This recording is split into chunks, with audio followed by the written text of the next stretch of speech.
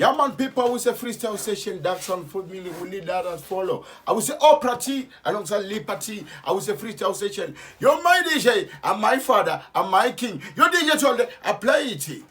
I will say Oppra T. Oh, yo. Ready? What did she? Ready?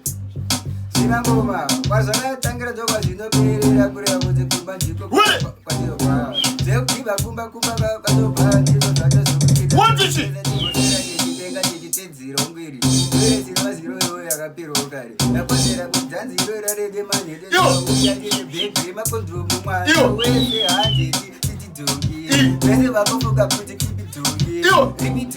What kind of blind Martin, sasa wira wangu tatengesa imbwa kuti tinwedoro toinwa mariembwa watikudi toinwa mariembwa watikudi toinwa mariembwa toinwa mariembwa toinwa mariembwa panoda 50 panoda 60 panoda 70 toinwa mariembwa watikudiko toinwa mariembwa toinwa mariembwa kili toinwa Nina imwa ini andino chengeta ndingorinya ndingoreka fungo kana karonga ndine mukaza ndakora kuyenda fungo bere kukumba kwa muri ini ndinoda kuya kuziri pakati pe ese majiri Mr. Zagari kill them.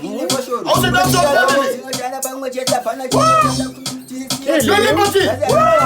wanzune kwakabva kurutsu dai zvake arova magambutsu kozi ari kunhuwa mari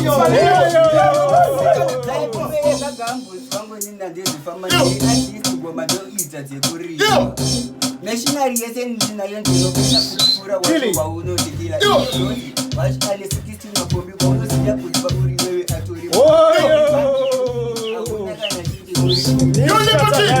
Itilese mutserete pazerevente vaudze kuti takapinda baikite taitosunda ridhimu vamwe vacho vachifunga kuti atipi takapinda pakati pamavende takasiya taridza ngendengende vaudze kuti ini akendengevakapera dzanzi mese muripo makavhura vaziso kuita kuti ivo matemba ari mundiro muti mese mumarara kuti so magara pasese magaziko kukafuma rokuita kuendii vacho musikachemu It's a clash. Liberty versus.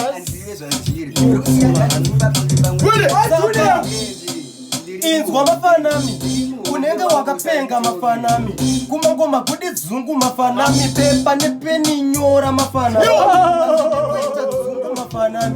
ritimu ndinopisa mafanami patani ndinochinja mafanami inini ndatogara ndiri papavapo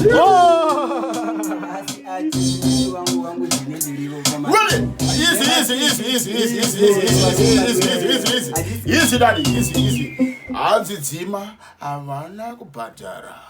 Yo Zimbabwe, watch out for round 2 mangwana guys. Oyo, tichada ma comments yenyu mutudoti. Who is the baddest of those artists? Mangwana.